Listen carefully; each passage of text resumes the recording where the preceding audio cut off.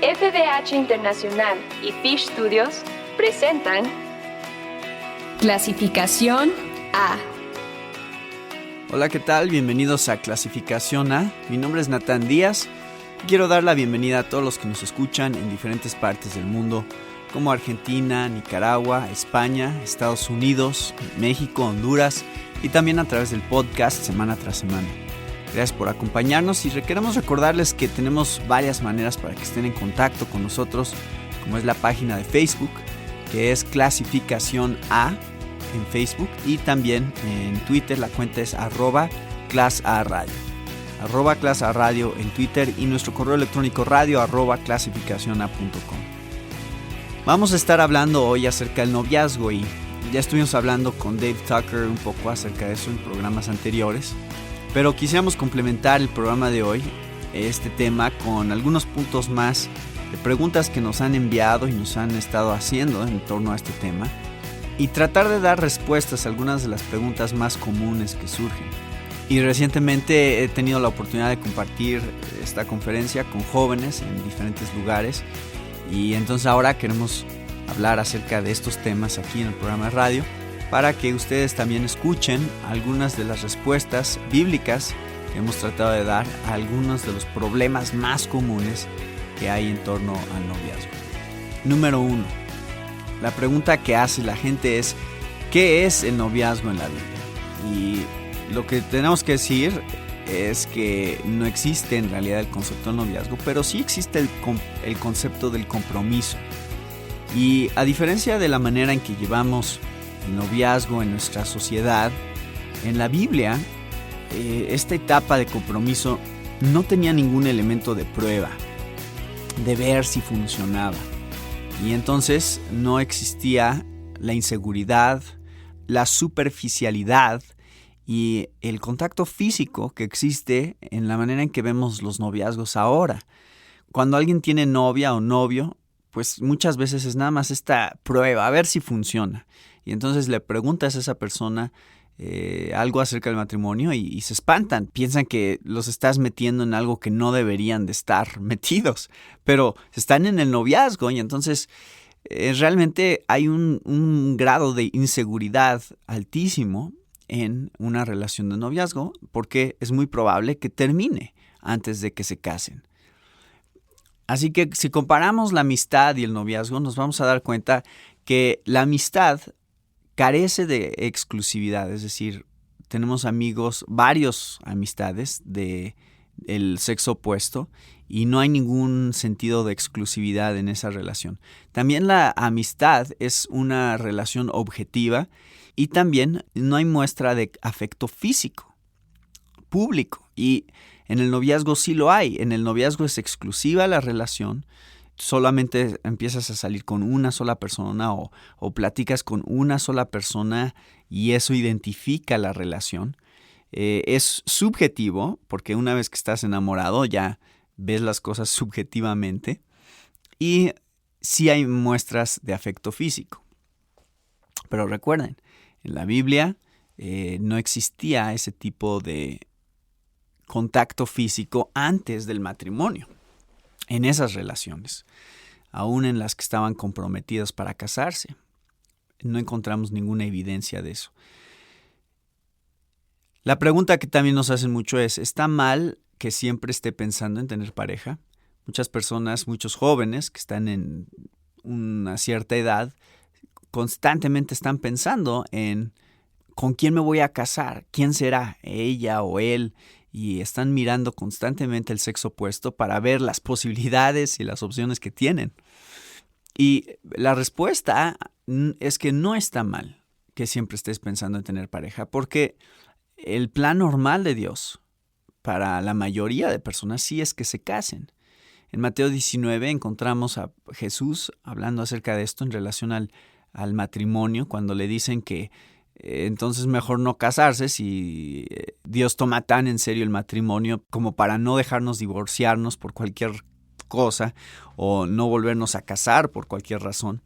Y Jesús contesta cuando dicen que entonces mejor no hay que casarnos, contesta diciéndoles que efectivamente eso es un don dado a algunos y específicamente a eunucos. Esa es la categoría de personas que Jesús dice tienen este don de no casarse. Así que el impulso sexual, la naturaleza sexual del ser humano fue creada por Dios y en la mayoría de nosotros debe de tener un desenlace y está diseñada para tener un desenlace en el matrimonio. Así que es muy raro el caso de aquellos que no se casan. Existe y es real, pero no es lo más común. El celibato es un don muy, muy especial, como el de Pablo en 1 Corintios 7, cuando él habla acerca de, bueno, sería al hombre no tocar mujer, pero por causa de la fornicación, por causa de que tenemos estos impulsos sexuales en nosotros, es mejor que nos casemos, porque esa es la ruta natural que Dios ha creado para la mayoría de personas. Lo que sí es importante señalar es que debemos de servir a Dios donde estamos, no estar pensando en cuándo me case, entonces voy a poder servir a Dios bien. No está mal que pienses en tener pareja y que lo pienses seguido, pero sí está mal que eso te distraiga de tu servicio a Dios. Debes de ver el presente como la máxima oportunidad que Dios te está dando para servirle. No soñar con el futuro nada más, sino ver el presente como una oportunidad hoy de servir a Dios donde estás, porque donde estás es donde Dios te quiere y debes de servir a Dios ahí. Otra pregunta también que nos hacen ¿es importante la atracción física? Y nuevamente nos damos cuenta que Dios nos creó para tener atracción física al sexo opuesto. Entonces no es mala la atracción física y creo que juega un factor dentro de cualquier relación. Lo importante es ver qué prioridad tiene la atracción física. Mateo 6:33 dice que busquemos primero el reino de Dios y su justicia y todo lo demás será añadido. Entonces debemos empezar a aprender a valorar las mismas cosas que Dios valora. Empezar a ver que, por ejemplo, Dios en 1 Samuel 16:7 dice, no mires lo externo porque Dios no ve lo externo, Dios ve el corazón, el hombre ve lo externo. O la exhortación que hace Pedro en 1 Pedro 3, versículos 3-4, a las esposas, que no se adornen con lo externo, sino que muestren el adorno incorruptible de un espíritu tierno y sereno, lo cual es precioso delante de Dios. Entonces, si tú eres un hombre cristiano, por ejemplo, entonces tú empiezas a apreciar estas cosas en la mujer. Lo que Dios aprecia en una mujer, un espíritu tierno y sereno, un espíritu de servicio a Dios, que busca honrar a Dios en todas las cosas. Eso es lo que buscas como un hombre. Y entonces empiezas buscando esas características y en segundo lugar, empiezas a ver también la belleza física. Pero eso ya no se convierte en la principal prioridad de una pareja. ¿Qué es yugo desigual? Esa pregunta también nos las hacen seguido y la respuesta es diferente a la que ustedes pensarían, porque a veces pensamos que yugo desigual es casarse con alguien que no es cristiano. Pero quisiéramos definir el yugo desigual como una situación en la que el amor a Dios no es primero en uno de los dos. Es decir, el primero y más grande mandamiento de amarás al Señor tu Dios con todo tu corazón, con toda tu mente y con todas tus fuerzas, debería de ser la característica que nos une principal a dos personas que estamos pensando en pasar el resto de nuestras vidas juntos. Y a veces la prioridad simplemente no está ahí. El amor a Dios simplemente no está ahí. Pueden decir que son cristianos, van a la iglesia, a lo mejor hasta sirven en su iglesia. No quiere decir que aman a Dios sobre todas las cosas. Entonces tú tienes que buscar a alguien que ame a Dios más de lo que te ama a ti.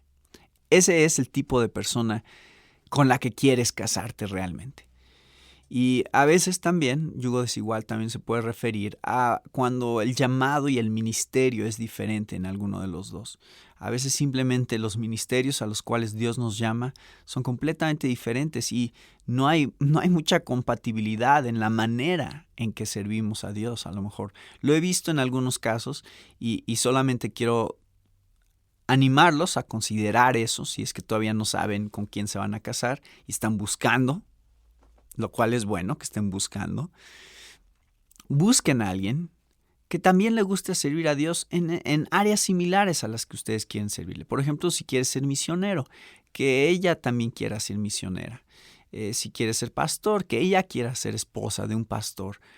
No necesariamente va a ser el caso. Yo conozco gente que a lo largo del camino van cambiando los ministerios. Dios los lleva a diferentes lugares de donde pensaban que iban a estar, y también está bien. Pero en general pueden pensar en que eso también puede generar problemas en un futuro si no lo analizan cuidadosamente. ¿Qué tan dispuesta está la otra persona a aceptar tu ministerio o cambiar el ministerio que ellos ya tienen? Bueno, esas son nada más preguntas para considerar. Pero una de las más comunes de todas las que estamos mencionando hoy es: ¿cuánto tiempo debe de durar un noviazgo? Y la respuesta a esa pregunta también varía, pero solo quiero darles algunos principios y parámetros que les van a ayudar a saber cuánto tiempo debe de durar. Y la clave está en que el noviazgo no es natural, no es una etapa natural, es una etapa temporal. En realidad, solo existe el estar soltero y el estar casado como estados civiles. No hay un estado civil con novio o con novia. Entonces, estamos hablando de una etapa rara, porque ni son amigos ni están casados. Entonces, tienen más privilegios de los que tendría una amistad, pero tienen menos privilegios de los que tendría un matrimonio. Así que solo tienen que considerar que en realidad el problema que existe dentro del noviazgo es que empieza a desarrollarse una relación romántica que va teniendo un carácter también de atracción sexual y de tensión sexual que se desarrolla entre las dos personas. Y es muy difícil al pasar tiempo juntos que esto pues, no se dé de una manera natural. Nuevamente, estamos creados para eso. Estamos diseñados por Dios para que exista una atracción sexual entre dos personas del sexo opuesto también. Y más cuando el plan es casarse, el plan es unir sus vidas. Al ir pasando tiempo juntos, es normal pues que se pongan nerviosos al tener cierto tipo de contactos físicos, por ejemplo, tomarse de la mano o darse un abrazo. Es normal que exista ya algo que se empiece a desarrollar de estimulación sexual, que debemos de tener mucho cuidado, porque recuerden que queremos honrar a Dios en este tipo de relación, esta transición que hay entre amistad y matrimonio. Por lo regular, en nuestra sociedad, la amistad es un periodo corto, apenas se conocen y ya son novios. Y el noviazgo muchas veces se hace un periodo muy largo, de años y años. Y a veces el matrimonio, estoy hablando de los que no son cristianos, el matrimonio es corto y hay un divorcio pronto después. Entonces a veces el noviazgo dura más de lo que dura el matrimonio. Y debemos de ver cómo es que no nos conformamos a este mundo, como leíamos al principio en Romanos 12:2. Tenemos que buscar honrar a Dios, lo cual creo que nos va a llevar como cristianos a tener amistades más largas antes del noviazgo, desarrollar amistades y que esas sean largas y que sean noviazgos cortos. ¿Por qué? Porque no queremos estar expuestos a este periodo tan difícil donde tenemos que estarnos refrenando constantemente físicamente para no pecar. Y ustedes saben que no es nada más la cuestión de tener relaciones sexuales. Hay muchas cosas que se pueden hacer antes de tener relaciones sexuales. Y queremos honrar a Dios en todas estas cosas. No es solamente el no tener relaciones sexuales, es muchas cosas más que no honran a Dios si no estamos casados. Recuerden, en la Biblia, esta etapa del compromiso no representaba ciertos privilegios físicamente hablando, que hoy en día sí practicamos, que tenemos cuando hay una pareja de novios. Entonces, el noviazgo debe ser un periodo muy, muy corto. Lo llamo el periodo de tortura, la tortura de lo que no es natural. ¿Por qué? Porque la tentación es cada vez más grande, más difícil de soportar en relación a la sexualidad. Un ejemplo que me gusta dar de esto cuando he dado esta conferencia es ponernos a pensar si yo cometiera un crimen y un juez estuviera haciendo juicio sobre ese crimen y me diera la opción de pasar un mes en la cárcel o un año. Me dijera, esas son las dos opciones que tienes, un mes o un año. ¿Cuál de los dos escogería? Bueno, escogería un mes porque no quiero estar en esa situación de que me privan de mi libertad. Yo preferiría estar libre, yo preferiría no estar restringido por lo que representa estar en la cárcel. Lo mismo es cuando estamos en la etapa del noviazgo, creo yo. Es esta etapa de la cárcel. ¿Por qué? Porque no tenemos la libertad que existe dentro del matrimonio. Estamos restringidos. Y si tenemos la opción de hacerlo corto, ¿por qué no hacerlo corto? Vamos a hacer este periodo lo más breve posible. Y ustedes saben de lo que estoy hablando. Esa es la razón por la que es importante considerar que el noviazgo debe ser el tiempo más corto posible. Es decir, ya saben que se van a casar, ya saben que van a pasar su vida juntos, ahora, así que háganlo. No se esperen mucho tiempo, pongan la fecha y cásense. Ese es mi consejo en base a lo que veo en la Biblia y mi propia experiencia. En el caso de mi esposa y yo, al haber desarrollado esta parte del noviazgo y del compromiso, también lo hicimos lo más corto posible y fue menos de un año del momento en que empezamos a ser novios al tiempo en que nos casamos. Y creo que aún así fue difícil la tentación. Entonces yo los animo a ustedes a que busquen un periodo corto de noviazgo. ¿Qué reglas deben de existir en el noviazgo? Hablamos acerca de esto con Dave Tucker en los programas que hicimos sobre el noviazgo, pero el punto aquí es la pureza sexual. ¿Qué tan importante es este tema? Y entonces entendemos que todos tenemos una naturaleza caída y que vamos a luchar con el pecado y con la tentación. Entonces, padres, ayúdenle a sus hijos en esta parte. Si tienen novio o novia, aunque sea una relación buena en el sentido de que están buscando casarse, son dos buenos cristianos, quieren honrar al Señor, aunque sea ese el caso, no confíen en ellos y les den más permiso más allá de lo que ustedes saben que deberían de tener. ¿Por qué? Porque no deben de confiar en ellos. Muchos hijos preguntan a sus papás cuando les empiezan a poner restricciones, ¿que no confías en mí? Y la respuesta que veíamos con Dave Tucker es, pues no, los papás no deberían de confiar en sus hijos porque sus hijos tienen una naturaleza caída con la tendencia hacia el pecado y deben de ayudar a protegerlos. Al final, entendemos que los cristianos somos santificados por la iglesia. La iglesia tiene una responsabilidad aquí también de cuidar a las parejas y a los que tienen relaciones románticas. Y por la familia también somos santificados, es decir, a través de nuestros padres, especialmente si son cristianos, a veces también nuestros hermanos o hermanas, y principalmente por el Espíritu Santo. Dios nos ha dado el Espíritu Santo que nos santifica, nos redarguye por el pecado, lo cual nos va a hacer poner ciertas reglas en el noviazgo de qué es lo que no podemos hacer. Estar solos, salir tarde, ir a ciertos lugares. O sea, hay ciertas cosas que ustedes van a evaluar en cada relación de noviazgo que deben de tomar muy en serio si es que toman en serio la pureza sexual en sus vidas. Y la pregunta que se hacen muchos es, ¿cómo sé que ya me puedo casar? Y lamentablemente, a veces como cristianos, las mismas iglesias dan respuestas que tienen que ver con características externas. Y lo que estamos buscando aquí, para saber si ya nos podemos casar, es cuál es la clave de un matrimonio que glorifica a Dios. Lamentablemente, como cristianos hemos puesto demasiado énfasis en cosas externas. Y no quiero decir que no son importantes, pero no son la clave para un matrimonio que glorifica a Dios. La primera pregunta que hacen cuando alguien dice, ¿cómo sé que ya me puedo casar? Es, ¿cuántos años tienes?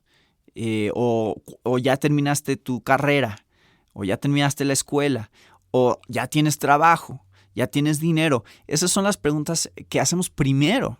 Y aunque son preguntas que sí debemos de hacer y podemos hacer, no deberían de ser la primera pregunta, porque ninguna de esas cosas son claves para un matrimonio exitoso o un matrimonio que va a glorificar y honrar a Dios al final.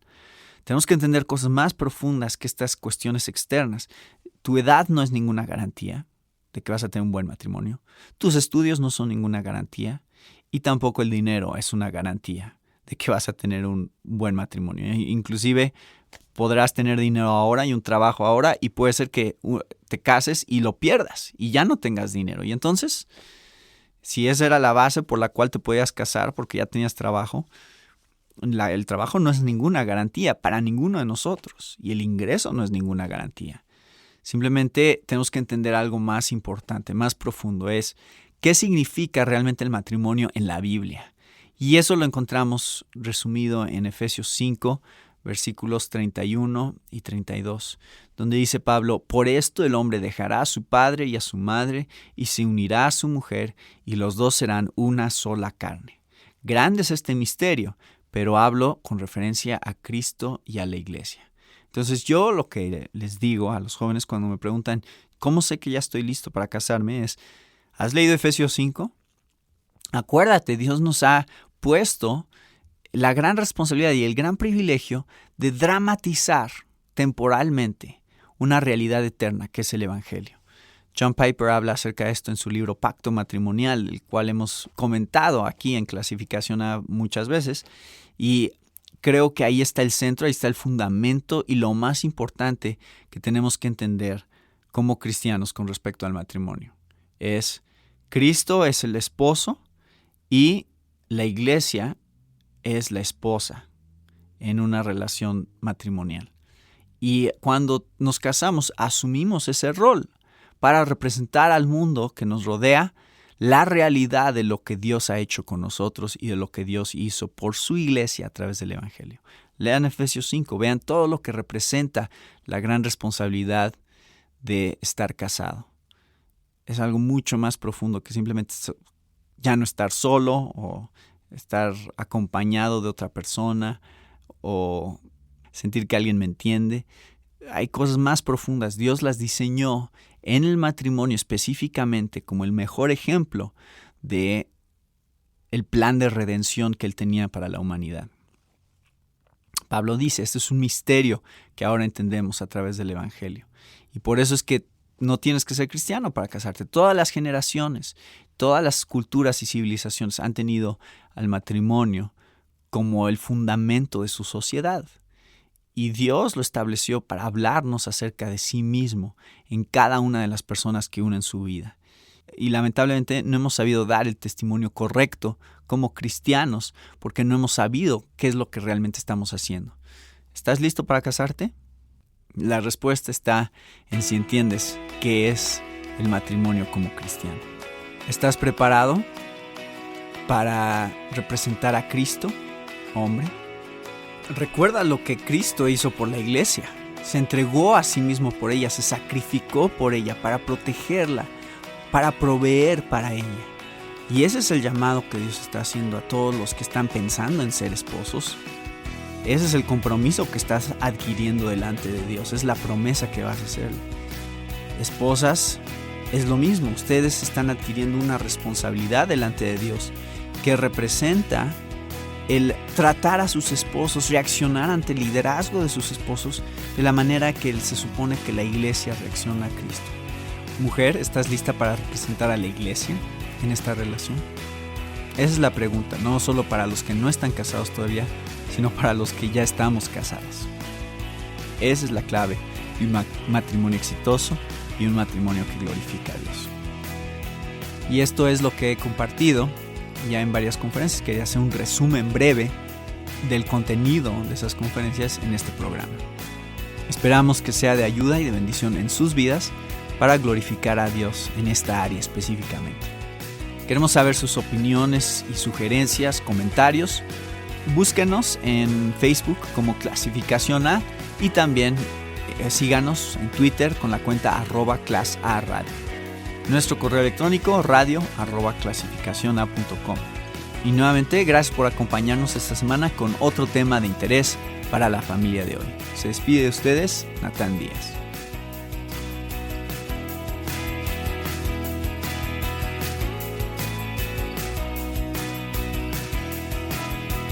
Esta fue una presentación de FBH Internacional y Fish Studios.